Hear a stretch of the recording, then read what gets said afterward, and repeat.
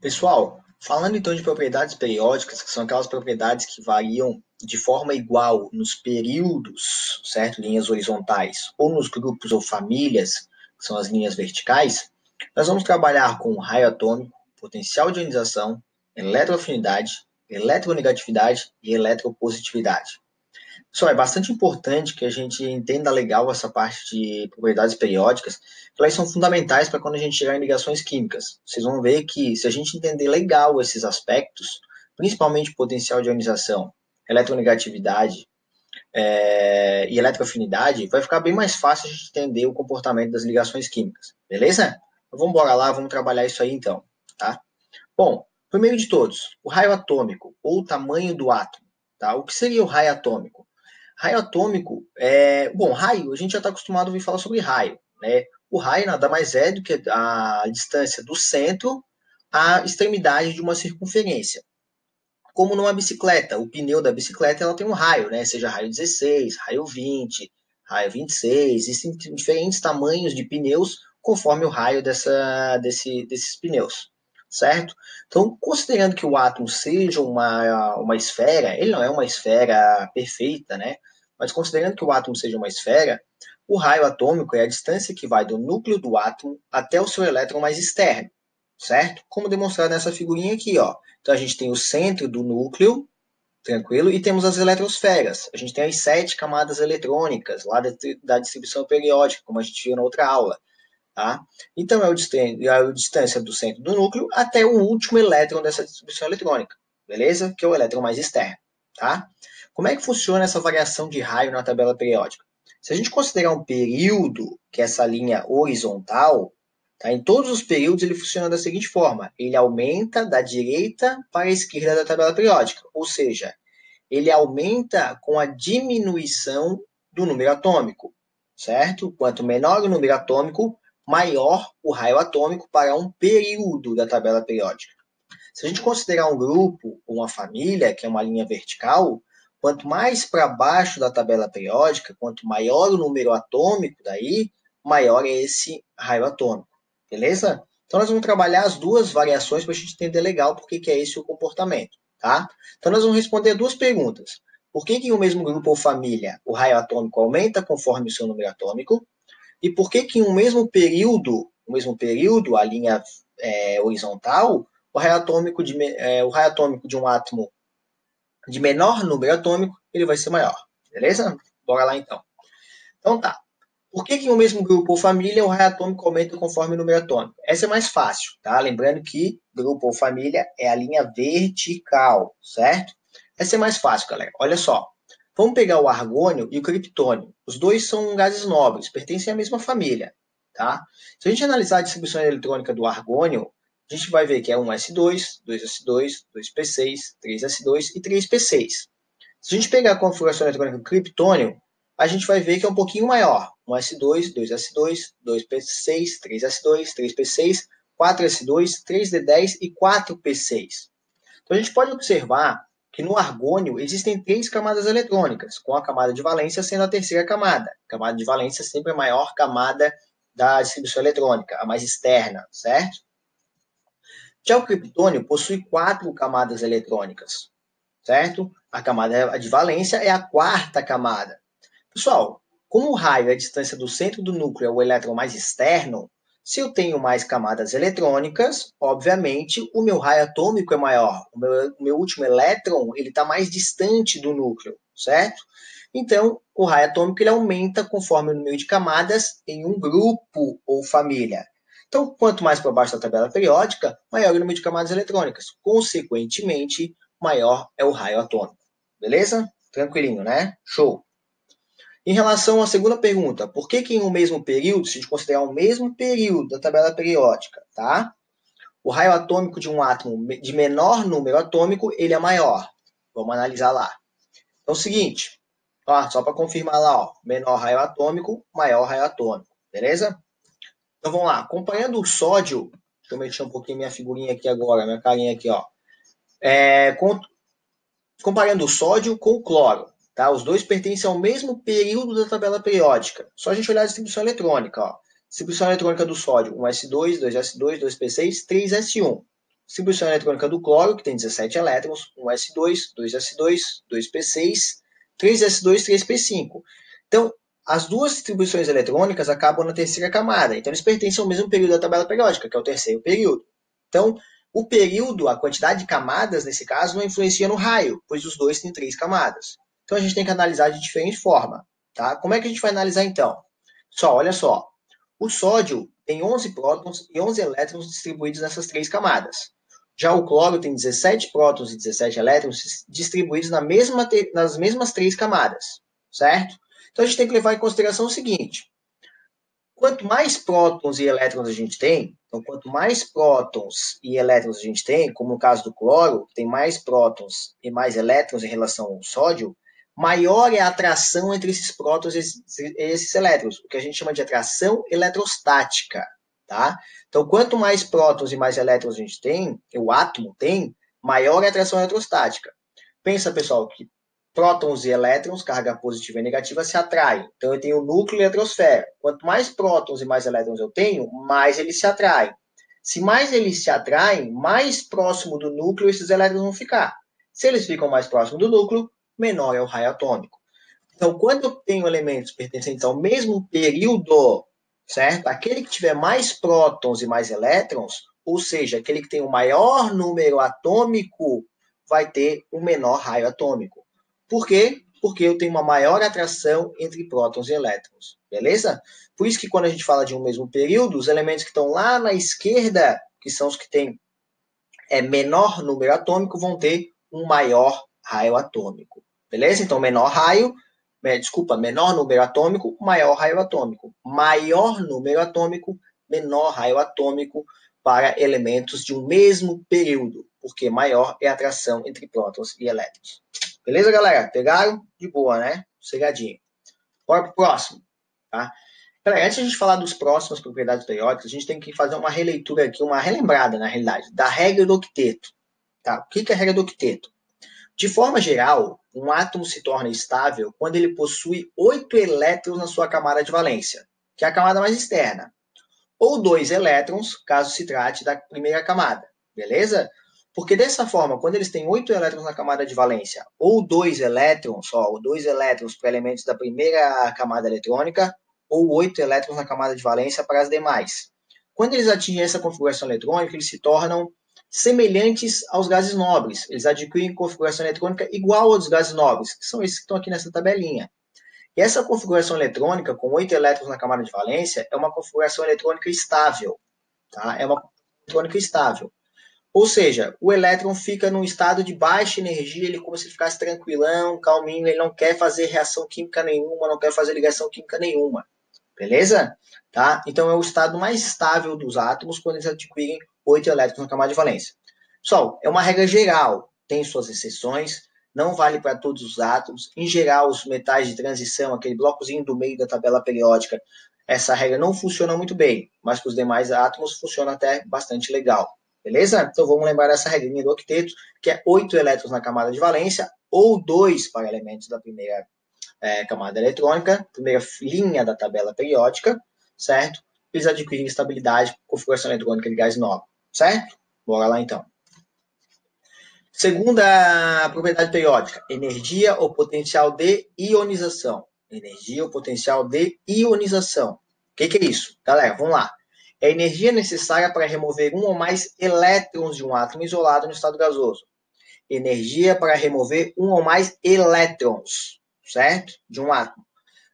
Quando eu removo o elétron, ou seja, vamos lá, se eu fornecer energia para um átomo, uma energia grande para um átomo, ele vai liberar elétron, se tornando um cátion.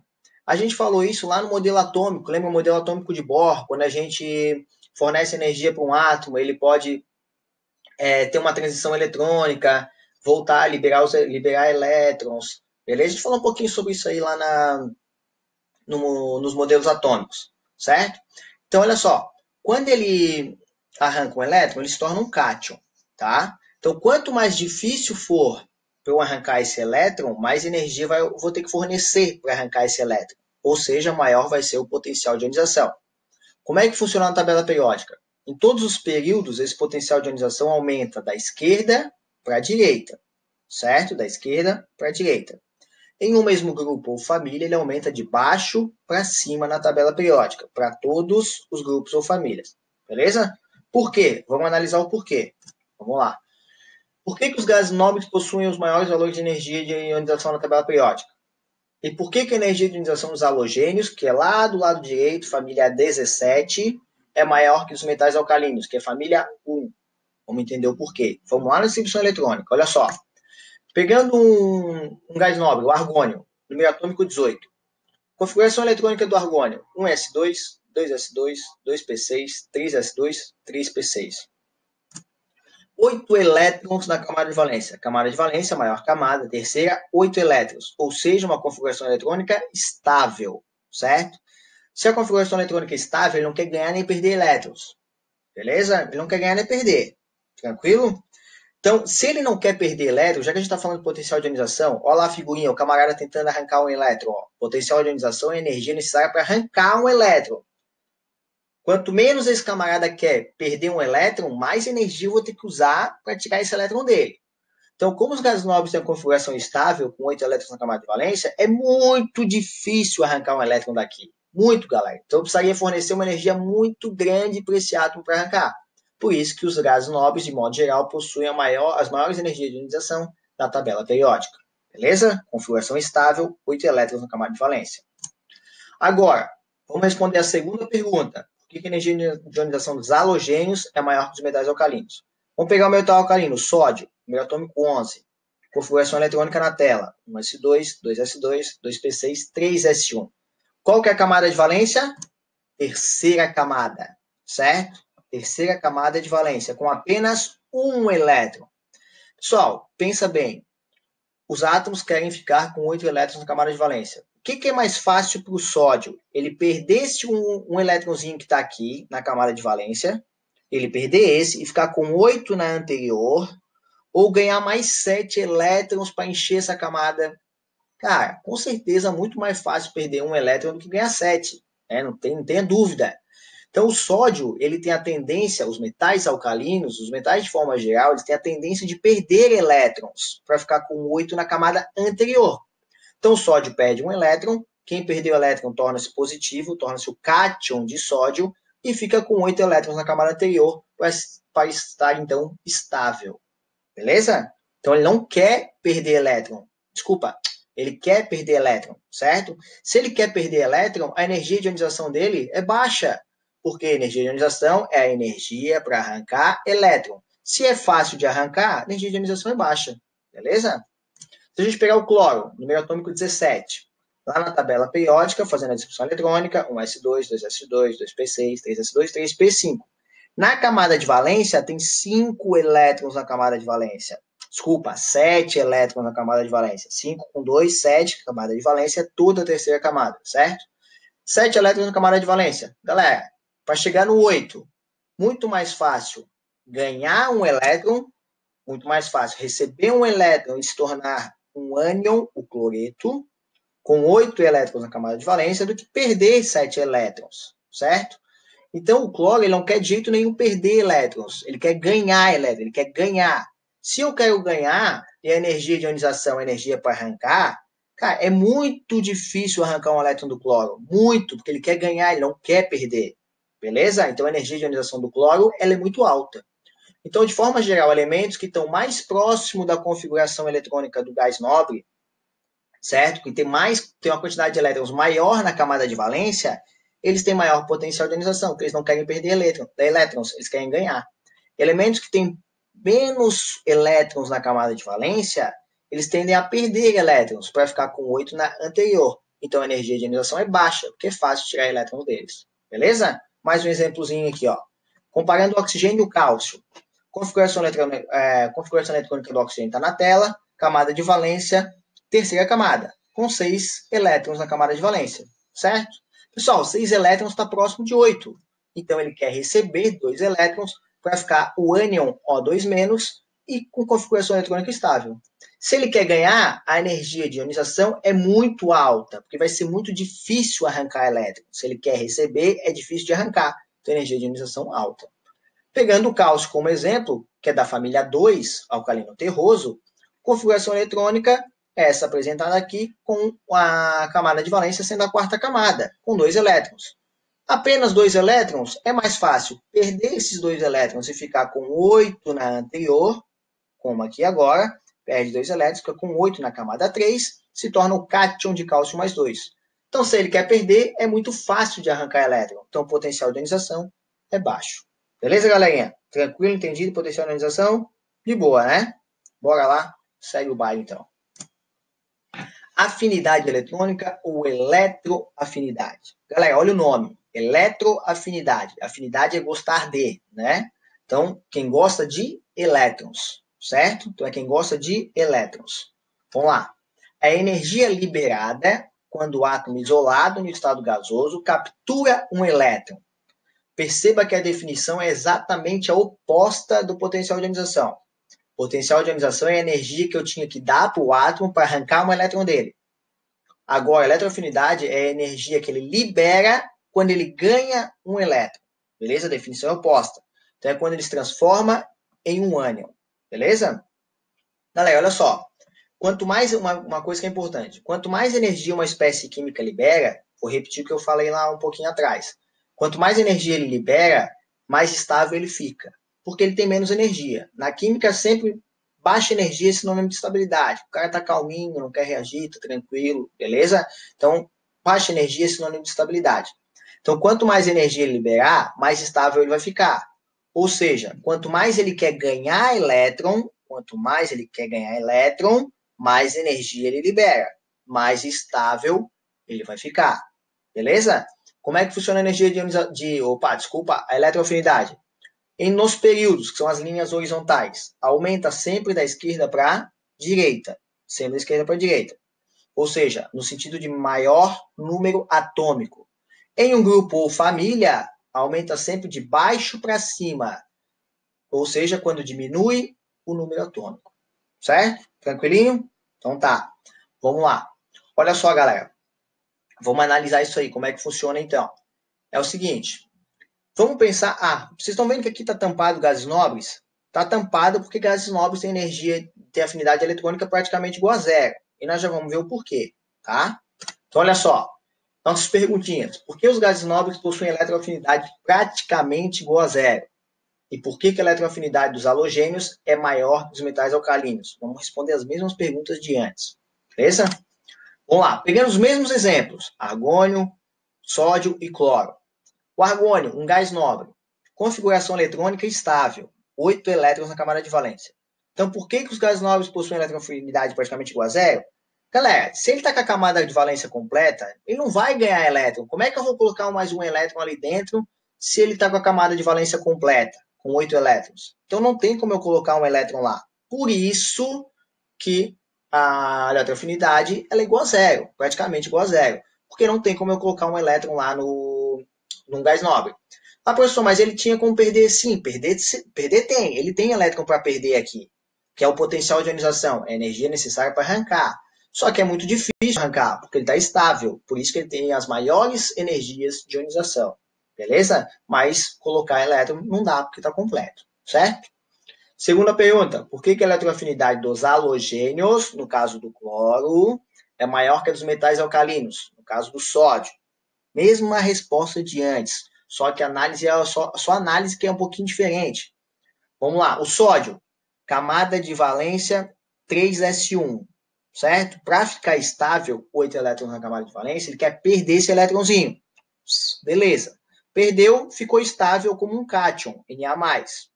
Então, olha só, se eletroafinidade é a energia liberada quando ganha um elétron, o sódio não está ganhando, ele está perdendo.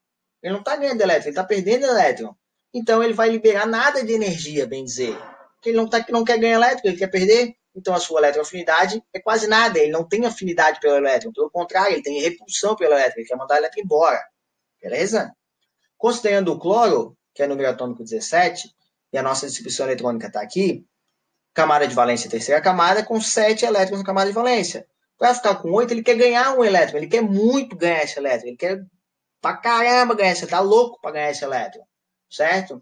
Então, se ele tá louco para ganhar esse elétron, quando ele ganhar, ele vai jogar muita energia fora, ele vai jogar muita energia porque ele vai ficar estável. Beleza? Então, como ele quer muito ganhar esse elétron, ele tem muita afinidade por esse elétron. Opa, bagunçou aqui. Ele tem muita afinidade por esse elétron, certo?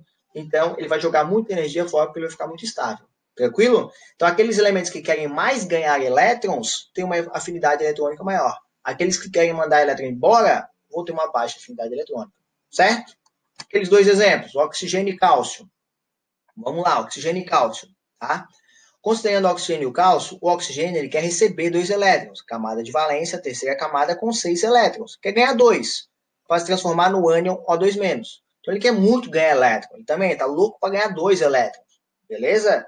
Se eu considerar o cálcio, número atômico 20, camada de valência 4s2, ele quer jogar esse elétron fora. Então ele não tem afinidade pelo elétron. Certo? Ele quer jogar fora para se tornar o cátion mais 2 e ficar com 8 na camada anterior. Então a eletroafinidade é baixa, a eletroafinidade do oxigênio é alta. Beleza, galerinha? Tranquilo? De boa? Sossegadinho, né? Tá? Olha só um detalhezinho, tá? Até acabei não falando ali no potencial de ionização. Eu vou voltar aqui numa tabelinha periódica para nós, tá? Só um pouquinho.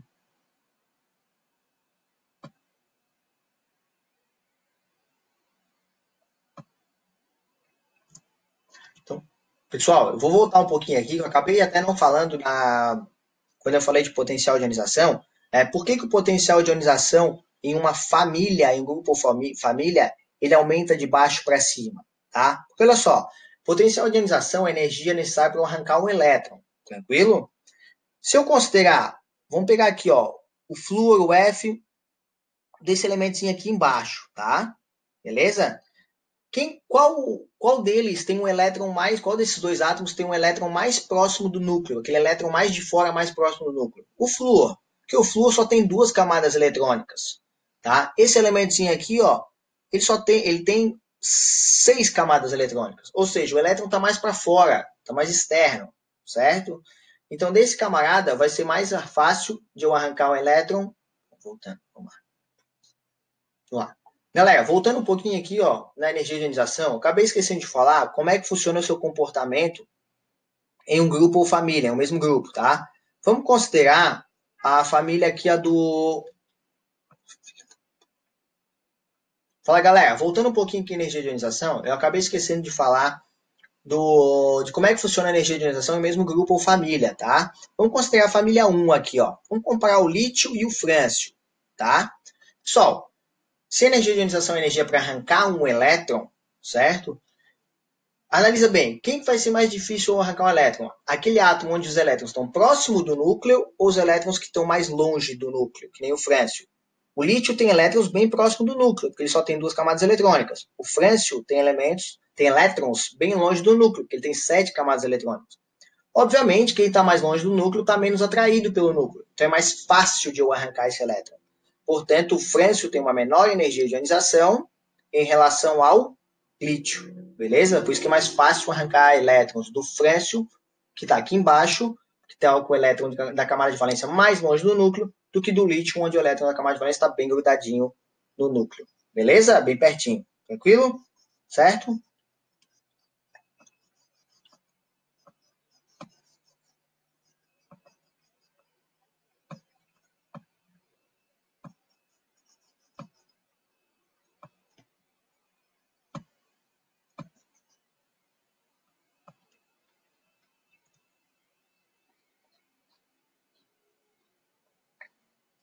E voltando um pouquinho aqui na nossa tabela periódica, pessoal, e o porquê que a afinidade eletrônica, ou eletroafinidade, se a gente comparar o mesmo grupo ou família, tá? Ela varia de baixo para cima. Tá? Vamos considerar aqui o oxigênio e o polônio aqui embaixo, tá? Pessoal, por que o oxigênio tem uma afinidade eletrônica maior do que o polônio? Pensa bem, se eu considerar esses dois elementos químicos, quem que tem mais elétrons no total, o oxigênio ou o polônio? Polônio tem muito mais elétrons, porque ele está na 6ª camada eletrônica, enquanto o oxigênio está na 2ª.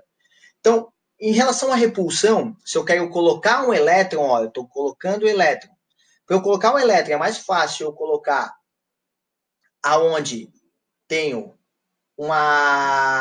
menos elétrons, onde eu já tenho mais elétrons. É mais fácil eu colocar um elétron aonde eu tenho menos elétrons. Então, o oxigênio tem maior tendência de receber esse elétron em relação ao polônio. Então, quando ele receber, ele vai ficar mais estável e vai liberar mais energia.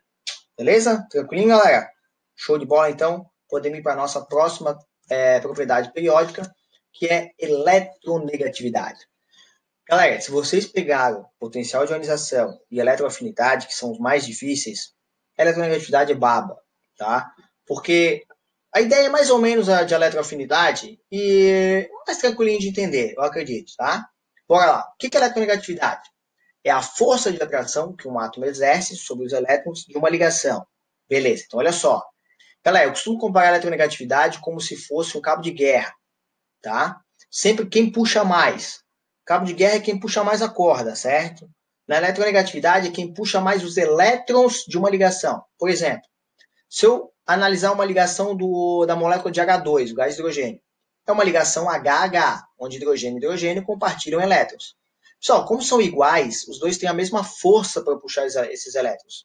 Então é como se os elétrons ficassem exatamente no meio, né? Na distância entre os dois hidrogênios, é como se os elétrons ficassem bem no meio.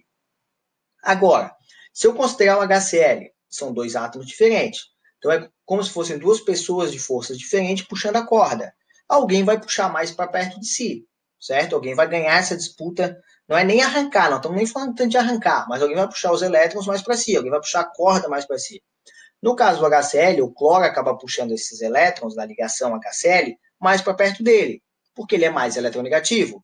Então, ele vai ter uma densidade de carga negativa e consequentemente, o hidrogênio acaba ficando com uma densidade de carga positiva, certo? Por que disso? Que nós temos que entender, tá? E vamos entender já já. Como é que funciona o comportamento da eletronegatividade na tabela periódica? Igual ao da eletroafinidade. Em um período, que é a linha horizontal, da esquerda para a direita, ou seja, ela aumenta com o aumento do número atômico. Conforme o número atômico aumenta a eletronegatividade. Em um mesmo grupo ou família, que é a linha vertical, quanto menor o número atômico, maior a eletronegatividade. Ou seja, ela é de baixo para cima. Beleza? Vamos entender então usando os mesmos exemplos e as mesmas perguntas. Por que a eletronegatividade dos halogênios é maior que a dos metais alcalinos? Por que os gases nobres possuem eletronegatividade igual a zero? Bora lá. Argônio, gás nobre. Configuração eletrônica estável. 8 elétrons na camada de valência. Só, se ele tem 8 elétrons na camada de valência, se ele vier a fazer uma ligação, é difícil os gases nobres fazerem ligações, mas não é impossível. Quando a gente trabalhar em ligações químicas, a gente vai ver que existem gases nobres fazendo ligações químicas, tá? Mas quando ele fizer uma ligação química, por ele não querer ganhar nem perder elétrons, ele não vai atrair esses elétrons para si. Então, o poder de atração dele, o poder de ele atrair esses elétrons de uma ligação para si, é quase zero, tá? Então, a eletronegatividade deles é bem dizer nula, certo? Agora, se eu pegar o sódio lá, ó, metal alcalino, né? Sódio aqui, ó, família 1 da tabela periódica. Configuração eletrônica, camada de valência 3s1. Então, ele quer muito perder esse elétron, ele quer mandar esse elétron embora, ele não quer ganhar esse elétron. Galera, se ele quer perder esse elétron, a sua eletronegatividade vai ser muito pequena, porque ele não quer atrair esse elétron para si. Ele quer jogar esse elétron embora, ele quer doar esse elétron. Então, o seu poder de atração é muito baixo por esse elétron. Então, a eletronegatividade dele é muito baixa. Se eu considerar o cloro, configuração eletrônica com 7 elétrons na camada de valência, ele quer muito ganhar um elétron para ficar com 8 na camada de valência. Ele quer muito. Então, quando ele fizer uma ligação química, ele vai puxar muito esse elétron para ele vai atrair muito para si. Então, ele tem uma alta eletronegatividade. Você pode ver que se a gente comparar o sódio aqui, ó, isso aqui são valores de eletronegatividade, tá? O valor de eletronegatividade do sódio é 0,9. O do cloro é 3. Então, o cloro é muito mais eletronegativo. Beleza? Comparando o oxigênio com o cálcio. O oxigênio quer receber 2 elétrons, quer receber. Então, quando ele fizer a ligação química, ele vai puxar muito para si esses elétrons, vai puxar para caramba. O cálcio, ele quer liberar os 2 elétrons dele da camada de valência, como a gente já trabalhou bastante. Ele quer liberar, jogar fora esses 2 elétrons. Então, quando ele se ligar a alguém, ele não vai ter poder de atração por esses elétrons. Então, a eletronegatividade dele é muito baixa. Ó, cálcio, eletronegatividade 1, Oxigênio, eletronegatividade 3,5. Beleza? Tranquilinho? Então, quanto mais elétrons que eu tiver na camada de valência, quanto mais próximo eu tiver dos gases nobres, maior é a tendência de eu puxar esses elétrons para mim. Quanto menos elétrons eu tenho na camada de valência, maior é a tendência de eu doar esses elétrons, jogar eles fora. Então, menor vai ser a eletronegatividade. Beleza, galera? Para fechar com chave de ouro. Eletropositividade. Só, eletropositividade eu só vou dar ideia porque na realidade se usa muito pouco. Se usa muito eletronegatividade, tá? É o oposto de eletronegatividade. Se a eletronegatividade é o poder de atrair um elétron, a eletropositividade, que se chama também de caráter metálico, é a capacidade que um átomo apresenta de perder elétron, jogar o elétron fora quando ele está ligado. Justamente o exemplo que a gente acabou de usar do sódio e do cloro, tá? Por exemplo, uma ligação Na-Cl, nosso sal de cozinha, cloreto de sódio, o Na quer muito doar o elétron e o Cl quer muito ganhar esse elétron. Então o Cl tem uma eletronegatividade alta, o sódio tem uma eletronegatividade baixa. De modo contrário, o sódio tem uma eletropositividade muito alta. Ele quer muito se tornar um cátion, jogar esse elétron fora. Beleza? Então é exatamente o oposto da eletronegatividade. Sendo que ela aumenta em um grupo ou família de cima para baixo, certo? De cima para baixo. Em um grupo ou família da direita para a esquerda. Beleza, galera? Certinho? Tranquilinho, né? Até voltando aqui, ó. Por que a eletronegatividade, voltando à eletronegatividade, por que a eletronegatividade aumenta de baixo para cima, tá? Em um grupo família. Por que ela aumenta de baixo para cima? Por que o flúor é mais eletronegativo que o cloro? Muito mais, 4 e 3, tá? Pessoal, se eu considerar o flúor e o cloro, é a mesma ideia que a gente viu anteriormente em eletroafinidade. Quem tem menos elétrons, tá? Entre flúor e cloro, certo? O flúor tem menos elétrons. Então, se ele tem menos elétrons na sua distribuição eletrônica, ele está na segunda camada eletrônica e o cloro está na terceira, é mais fácil de eu colocar um elétronzinho lá dentro, certo? É mais fácil de eu colocar um elétron. O cloro já tem mais elétrons. Então, quando eu for colocar um outro elétron, como aqui, ó, que ele quer ganhar um elétron, é um pouquinho mais difícil que o flúor.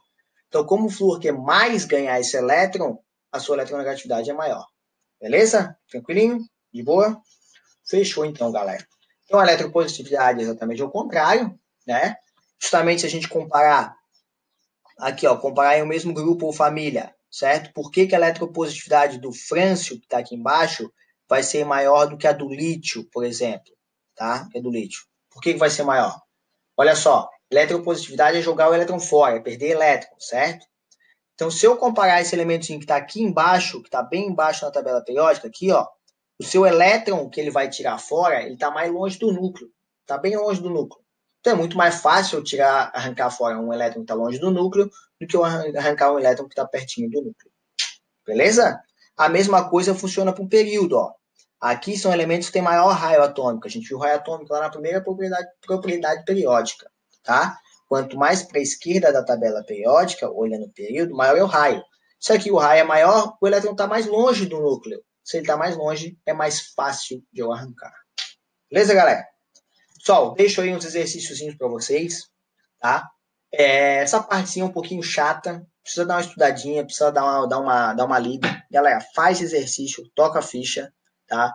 Vem, pergunta, que a gente resolve, a gente discute, beleza? E essa parte é fundamental para ligações químicas. Então, toca a ficha, que o próximo vídeo tá aí, que é ligações químicas. Valeu, galera. Abraço, até mais.